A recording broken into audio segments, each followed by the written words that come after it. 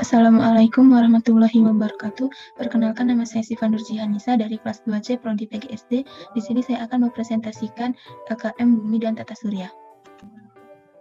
Di sini terdapat jadwal pelaksanaan yang telah saya lakukan.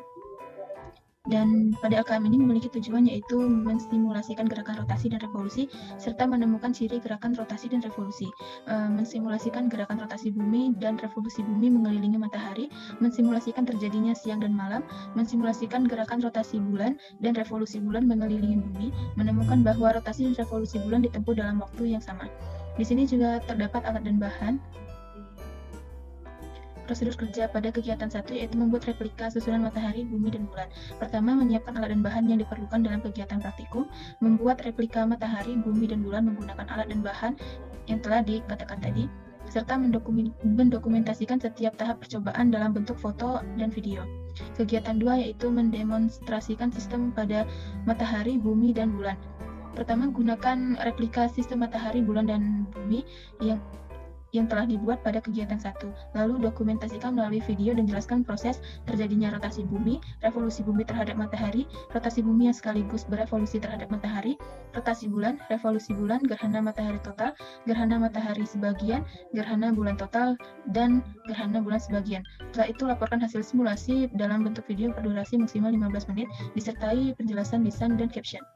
Hasil pengamatan. Yang pertama itu membuat replika matahari, bumi, dan bulan. Yang pertama itu menyiapkan alat dan bahan dan membuat replika. Untuk simulasi sistem matahari, bumi, dan bulan sebagai berikut. Proses terjadinya rotasi bumi. Rotasi bumi terjadi secara umum karena perputaran bumi terhadap porosnya. Perputaran bumi ini berlawanan dengan arah jarum jam, yaitu berputar dari barat menuju timur. Ada pula dampaknya, yaitu pertama terjadinya pergantian siang dan malam, adanya gerak semu harian pada matahari, adanya perbedaan waktu di berbagai tempat di bumi, adanya perbedaan percepatan pada gravitasi bumi, dan adanya pembelokan arah arus laut. Proses terjadinya revolusi bumi terhadap matahari. Revolusi bumi adalah proses perputaran bumi mengelilingi matahari. Revolusi bumi ini terjadi karena gravitasi bumi mempertahankan diri terhadap gaya gravitasi matahari yang sangat besar sehingga terjadinya pergeseran yang signifikan. Ada pula dampaknya, yaitu pertama, perbedaan lama siang dan malam, terjadinya gerak semu tahunan matahari, terjadinya perubahan musim, terjadinya perubahan kenampakan rasi bintang, serta adanya kalender Masehi. Proses terjadinya rotasi bumi yang sekaligus berevolusi terhadap matahari. Saat bumi berotasi pada porosnya, bumi juga akan berevolusi terhadap matahari. Namun saat revolusi bumi tidak sesuai dengan rotasi bumi, akan mengakibatkan adanya tahun kabisat yang terjadi 4 tahun sekali. Proses terjadinya rotasi bulan. Perputaran bulan pada porosnya disebut dengan rotasi bulan. Waktu yang dibutuhkan bulan saat melakukan sekali berotasi adalah 29,5 hari atau 1 bulan. Bulan berotasi dari barat ke timur, oleh karena itu kita selalu melihat sisi yang sama setiap kita melihat bulan. Proses terjadinya revolusi bulan. Revolusi bulan terjadi jika bulan mengelilingi bumi dalam orbit yang berbentuk elips. Waktu yang dibutuhkan untuk melakukan satu daur penuh fase bulan yakni selama 29,5 hari atau dalam 1 bulan. Ada pula dampak terjadinya rotasi dan revolusi bulan. Yang pertama yaitu terjadinya pasang dan naik air laut, terjadinya perubahan jumlah hari pada setiap bulan di kalender Hijriah, terjadinya fase bulan dan pergerakannya, terjadinya gerhana bulan, serta terjadinya gerhana matahari. Proses terjadinya gerhana matahari total dan proses terjadinya gerhana matahari sebagian. Gerhana matahari terjadi ketika matahari, bulan, dan bumi berada pada satu garis lurus secara berturut-turut, sehingga bagian bulan yang tidak terkena sinar matahari akan membentuk bayangan yang terdiri dari bayangan inti yang gelap atau disebut dengan umbra, dan bayangan samar yang disebut dengan penumbra. Bayangan umbra terdapat tepat di sisi belakang bulan yang bentuknya mengerucut, sementara penumbra berada di sekitar bayangan umbra dan bentuknya semakin jauh serta semakin melebar.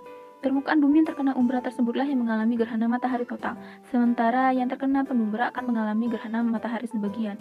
Biasanya gerhana matahari total akan terjadi setelah terjadinya gerhana matahari sebagian yang diakibatkan oleh gerakan rotasi bumi. Saat gerhana matahari, sinar matahari akan sepenuhnya tertutup oleh bulan, dan saat gerhana matahari sebagian, bulan hanya menutup sebagian sinar dari matahari. Proses terjadinya gerhana bulan total dan gerhana bulan sebagian. Gerhana bulan terjadi ketika matahari, bumi, dan bulan berada pada satu garis lurus. Gerhana bulan total terjadi saat semua bagian bulan akan tertutupi oleh bayangan bumi, sehingga bulan akan tertutup semua, dan hal tersebutlah yang menyebabkan bulan seolah-olah menghilang. Cahaya atau sinar matahari tidak dapat sampai ke bulan dikarenakan tertutupi oleh bumi. Saat terjadi gerhana bulan total, bulan akan terlihat berwarna kemerahan yang disebabkan oleh lapisan atmosfer bumi. Gerhana bulan sebagian terjadi saat bumi tidak sepenuhnya menghalangi bumi atau hanya sebagian dari sinar matahari, sedangkan permukaan bulan yang lainnya berada di daerah atau di area penumbra sehingga masih ada sebagian sinar matahari yang sampai ke permukaan bulan dan masih dapat dilihat oleh manusia. Diskusi. Pertama, Anda telah membuat replika sistem matahari, bumi, dan bulan. Dalam sistem ini, gaya gravitasi memang memegang peran penting. Uraikan peran tersebut berdasarkan sumber belajar yang Anda baca sebelumnya. Gaya gravitasi berperan dalam pergerakan tata surya karena dengan adanya gaya gravitasi tersebut, bumi dapat berputar pada porosnya atau berotasi dan dapat membuat bumi mengelilingi matahari atau berevolusi. Gaya gravitasi pada matahari akan menarik bumi ke pusat matahari, sedangkan gaya gravitasi bumi akan tetap mempertahankan posisinya. Gaya gravitasi bumi juga akan menarik bumi ke pusat bumi. Gaya gravitasi bumi juga akan menarik bulan ke pusat bumi, sedangkan gaya gravitasi bulan akan tetap mempertahankan posisinya sehingga membuat bulan dapat berputar pada porosnya dan mengelilingi bumi agar tidak tertarik ke pusat gravitasi bumi atau tetap berada pada orbitnya. Gaya gravitasi dapat mengikat planet yang ada di sistem tata surya untuk tetap mengelilingi matahari dan mencegahnya bertabrakan. Gaya gravitasi juga berperan dalam menjaga kestabilan kehidupan yang ada di bumi, membuat benda yang ada di bumi berada pada tempatnya atau tidak melayang, membuat sebuah benda memiliki berat serta dapat mempermudah kehidupan manusia di bumi.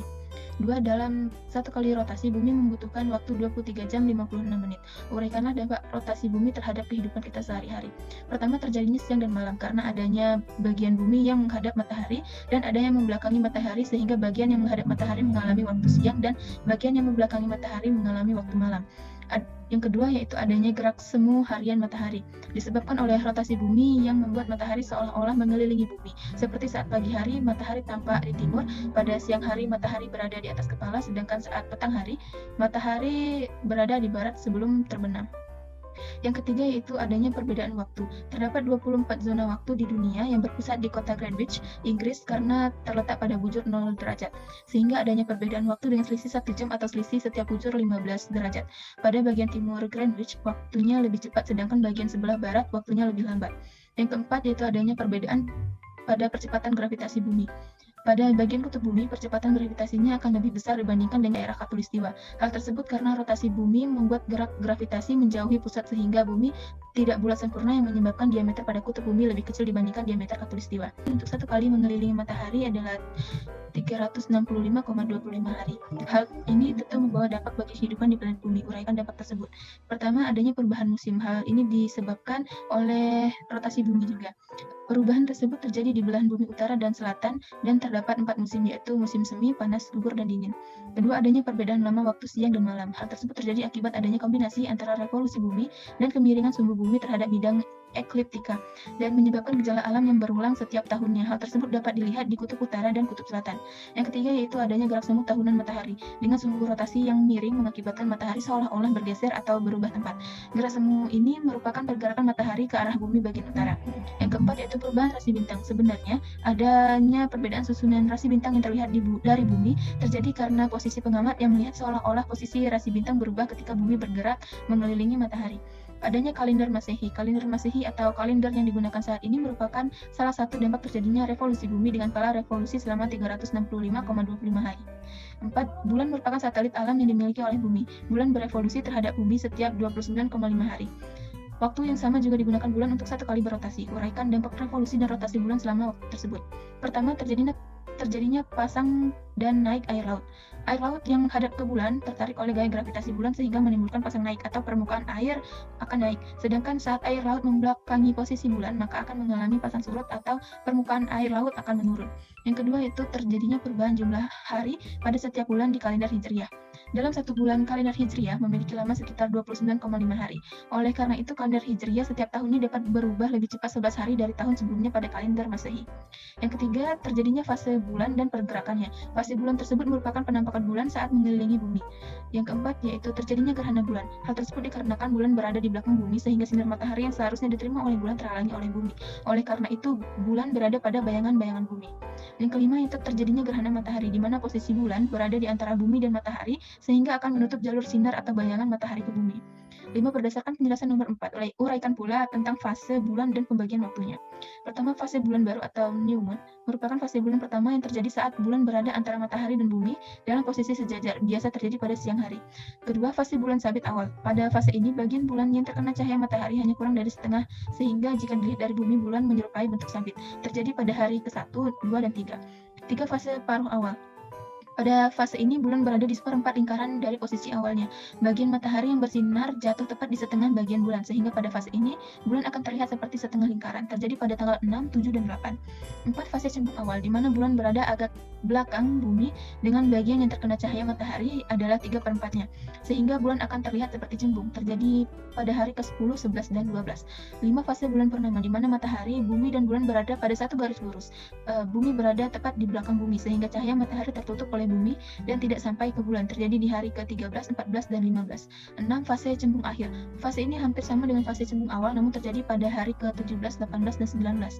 Fase paruh akhir, di mana posisi bulan sudah mencapai 3/4 putaran karena letak tersebut, cahaya matahari hanya menyinari setengah bagian dari bulan. Terjadi di tanggal 21, 22, dan 23. 8. Fase bulan sabit akhir, sama seperti fase pada bulan sabit awal, namun terjadi pada tanggal 27, 28, dan 29. Berdasarkan simulasi gerhana matahari yang Anda lakukan, jelaskan proses terjadinya gerhana matahari total dan sebagian. Gerhana matahari terjadi ketika matahari, bumi, dan bulan berada pada satu garis lurus secara berturut-turut, sehingga bagian bulan yang tidak terkena sinar matahari akan membentuk bayangan yang terdiri dari bayangan inti yang gelap atau disebut dengan umbra, dan bayangan samar yaitu penumbra.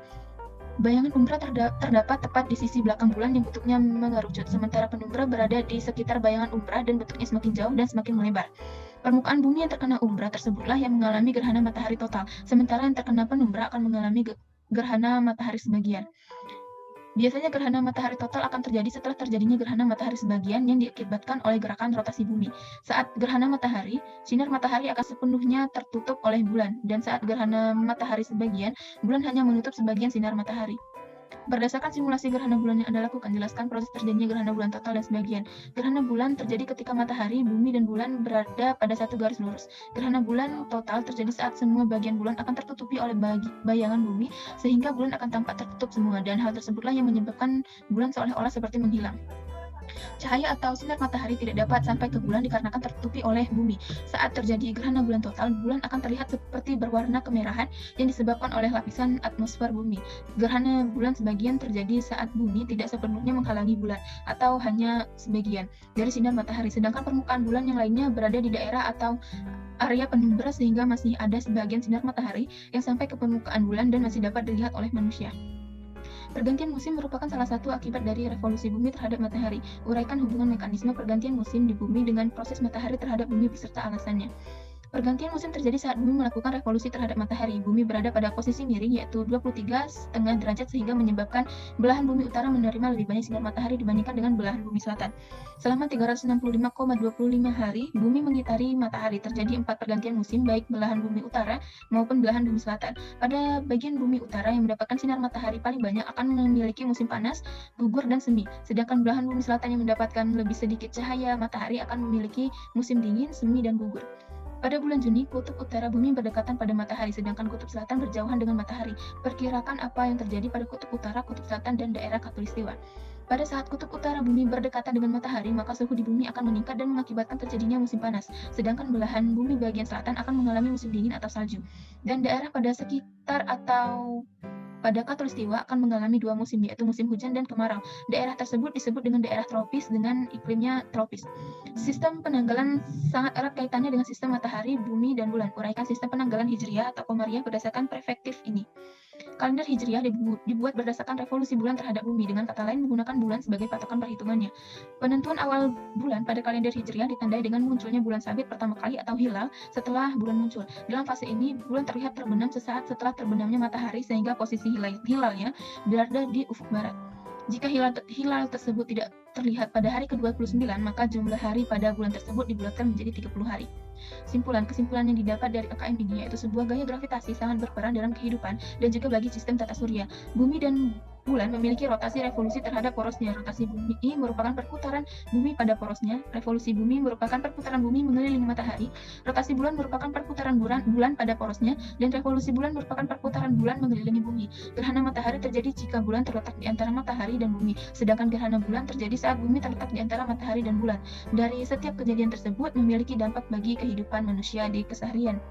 Baiklah, sekian presentasi AKM dari saya. Lebih dan kurangnya saya mohon maaf. Wabillahi taufiq wal hidayah. Wassalamualaikum warahmatullahi wabarakatuh.